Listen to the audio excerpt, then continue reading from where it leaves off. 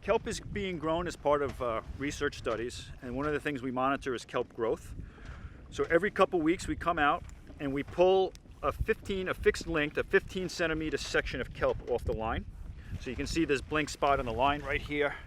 This is where a sample was just taken from. And back at the lab we'll measure that, we'll measure the weight, and so we can get growth in terms of weight over time. We'll also measure the length of the blades, and so we can get growth in terms of blade length over time.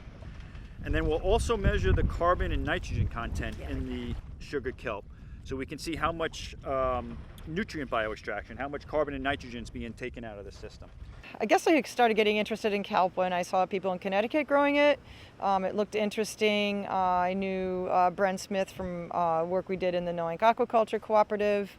I was happy in 2016 when at least there was an opportunity to do a pilot program out in the Peconics to grow kelp.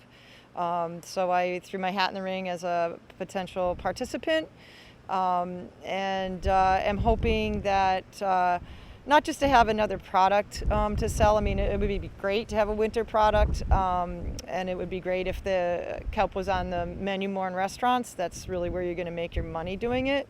But for me, it's really important to have another tool for sequestering the nitrogen, excess nitrogen and carbon that are going into our estuaries, so that hopefully we can use them as a tool to mitigate the effects of our land use, especially the septic systems that are leaching so much nitrogen into the bay.